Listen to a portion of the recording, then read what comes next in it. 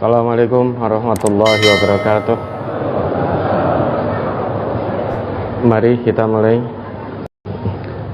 Hadis di bawahnya masih di halaman 10. An Aisyata anna Fatimata wal Abbas alaihimassalam ataya Abu Bakrin yaltamisani mirasahuma min Rasulillahi sallallahu alaihi wasallam wa huma hina idzin yatlubani ardoihima min fadaka wa sahmahuma min Khaybar.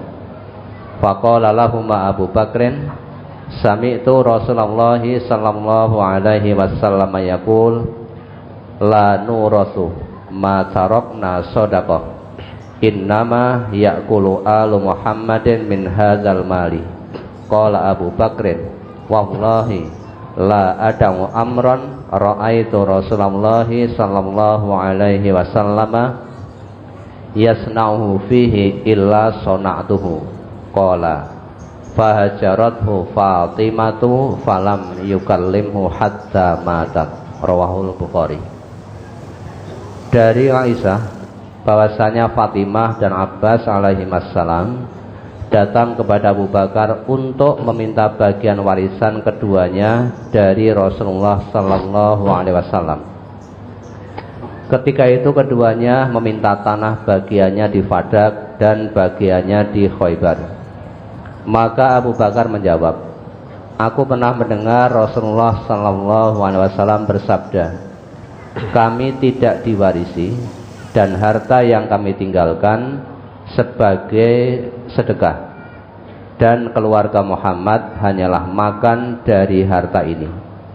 Lanjut Abu Bakar, demi Allah, aku tidak akan meninggalkan suatu urusan yang aku pernah melihat Rasulullah sallallahu alaihi wasallam memperbuatnya, melainkan aku juga memperbuatnya. Urwah berkata, semenjak itu Fatimah menjauhi Abu Bakar dan tidak pernah mengajaknya bicara hingga wafat. Hadis riwayat Bukhari. Mohon penjelasan pada kalimat yang akhir, semenjak itu Fatimah menjauhi Abu Bakar dan tidak pernah mengajaknya bicara hingga wafat. Ini mohon penjelasan. Jadi Fatimah putri Rasulullah, ketika ayahandanya yaitu Rasulullah wafat, Fatimah merasa sebagai ahli waris itu merasa berhak mendapatkan warisan dari apa yang ditinggalkan oleh ayahandanya. Kemudian datanglah kepada Abu Bakar mempertanyakan tanah yang di Fadak dan juga di Khaybar. Tetapi Abu Bakar menjawab, la nurasu, kami tidak diwarisi, ma tarakna sedekah, apa yang kami tinggalkan itu adalah sedekah. Kemudian Abu Bakar bersumpah, wallahi la ada'u amran, sungguh aku tidak akan pernah meninggalkan satu urusan yang mana aku melihat Rasulullah pernah berbuat padanya kecuali illa sona'tuhu, aku juga akan berbuat demikian. Artinya para nabi, para rasul itu memang mendapat keistimewaan dari Allah, dikhususkan oleh Allah tidak meninggalkan warisan berupa harta benda. Innal anbiya'a lam yuwarrithu dinaran wala dirhaman wa innama warrasul ilmah. Tetapi para nabi itu mewariskan ilmu. Ini kekhususan Allah kepada para nabi dan rasulnya. Sehingga nabi dan rasul itu memang tidak meninggalkan harta benda. Setelah beliau-beliau ini, para nabi, para rasul wafat, harta yang menjadi peninggalan beliau tidak menjadi hartanya ahli waris, tetapi menjadi sedekah untuk kepentingan sabilillah. Karena yang ditinggalkan para nabi, para rasul itu adalah ilmu. Nabi kita Muhammad meninggalkan ilmu, mewariskan kepada umatnya ilmu. Kalau kita pegang teguh pada keduanya, tidak akan pernah sesat dunia, tidak akan pernah sesat akhirat. Itu jaminan dari Nabi. Taraktu fikum amrayni lan tadhillu ma masaktum bihima, kitab Allah wa sunnata nabiyyihi. Telah aku tinggalkan pada kalian dua perkara. Jika kalian pegang teguh kepada keduanya, lan tadhillu, niscaya kalian tidak akan sesat selama-lamanya. Apa yang diwariskan oleh Nabi kita? Kitab Allah wa sunnata nabiyyi, yaitu kitab Allah, Al-Quran maksudnya, dan juga sunnah Rasulullah Sallallahu Alaihi Wasallam. Nabi memang tidak meninggalkan harta sebagai warisan. Warisan beliau itu ilmu. Para nabi, para rasul mewariskan ilmu, tidak mewariskan harta benda. Man akhadha bihi akhadha bihaddin wafir. Barang siapa yang mengambil warisan dari nabi itu dengan jumlah yang banyak, sungguh dia telah mengambil warisan dari nabi itu dalam jumlah yang banyak. Selamat dunia, selamat akhirat. Kalau warisan dunia saja belum tentu menyelamatkan di akhirat. Tapi kalau mengambil warisan dari Nabi, yaitu ilmu, pasti selamat dunia, selamat akhirat. Nah, kemudian Abu Bakar menjawab dengan tegas pada Fatimah bahwa Abu Bakar pernah melihat apa yang dilakukan oleh Nabi. Dan Nabi ngendika, la nurasu, kami tidak diwarisi, matarokna sodakoh. Apa yang kami tinggalkan itu sebagai sedekah untuk kepentingan sabilillah. Maka Abu Bakar pun tidak memberikan tanah yang di Fadak maupun di Khaybar kepada Fatimah putri Rasulullah. Mendengar jawaban itu, dengan sedikit rasa kecewa, lantas Fatimah meninggalkan Abu Bakar. Dan belum berbicara lagi dengan Abu Bakar sampai Fatimah meninggal dunia. Ingat, hadis itu bunyinya lam tukallimhu, bukan la tukallimuhu, tapi lam tukallimhu, memakai lam itu, bukan memakai la. Sehingga belum ada kesempatan lagi bagi Fatimah untuk bertemu dengan Abu Bakar. Karena setelah bertemu dengan Abu Bakar, Fatimah jatuh sakit. Kemudian kurang lebih 6 bulan sesudah itu beliau meninggal dunia. Sehingga belum sempat bertemu lagi dengan Abu Bakar. Kalau kemudian dalam benak kita, oh berarti Fatimah judak Abu Bakar, oh itu salah besar. Di sini hajrun, di sini meninggalkan Abu Bakar di sini bukan qati'ur rahim, bukan hajrun qati'ur rahim, bukan meninggalkan karena memutus silaturahim, bukan. Tapi ini hajrun inqibadun, meninggalkan karena ada sedikit rasa kecewa.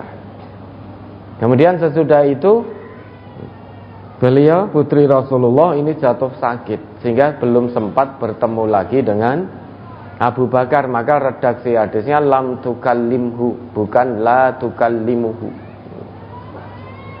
Nah, belum sempat bertemu. 6 bulan sesudahnya Fatimah wafat, sehingga belum sempat bertemu lagi dengan Abu Bakar. Ini bukan juta, beda dengan kita. Anyel sampai bersumpah, ora paten, ora caturan, ora paten. Betah-betahan. Ini namanya juta. Kalau yang kita lakukan itu qati'ur rahim, bukan hajrun inqibat. Namun qati'ur rahim, memutus hubungan persaudaraan, memutus tali silaturahim. Kalau itu yang dilakukan, maka Nabi ngendika la yahillu li muslimin ayah jura akhahu fauqa salasi layalin. Tidak halal bagi seorang muslim mendiamkan saudaranya lebih dari 3 hari. Yaltaqiyani fayu'ridu hada wa yu'ridu hada wa khairuhum alladhi yabda'u bis salam. Karena ini memutuskan silaturahim, ya, kalau kita yang melakukan, maka 2 orang yang sedang jutaan bertemu mak gabrus gitu, karena hatinya tidak bertemu, maka yang satu berpaling, pura-pura tidak melihat, melengos. Pilih melengos daripada bertemu saudaranya, harus salaman, harus bicara, harus tersenyum, pura-pura tersenyum. Orang kedua juga begitu, hatinya masih anyel, ada ghil, juga ikut-ikutan melengos. Sehingga kalau tidak melengos, adu pandangan mata, akhirnya mau tidak mau harus lelamisan. Ketoke salaman.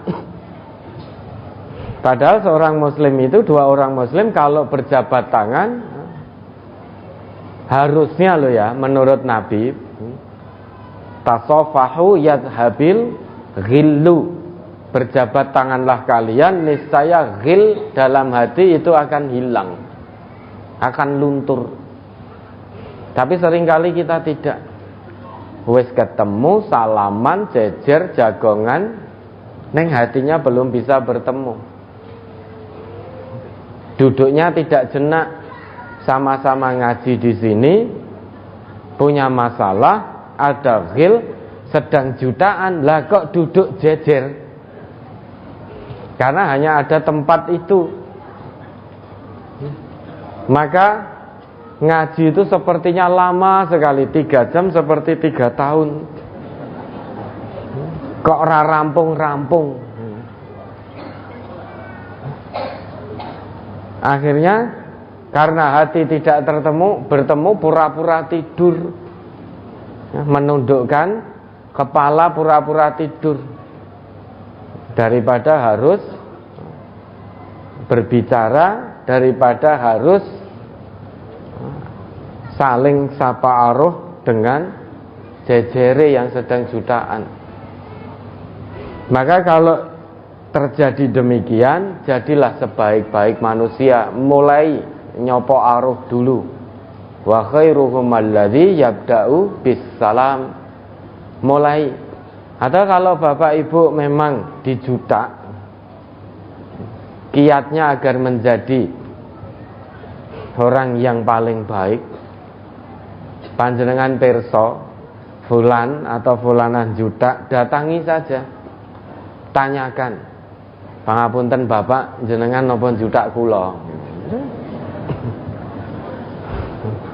Kula nyuwun pangapunten, mohon maaf. Mohon maaf itu tidak usah dengan perkataan jika saya ada salah, saya minta maaf.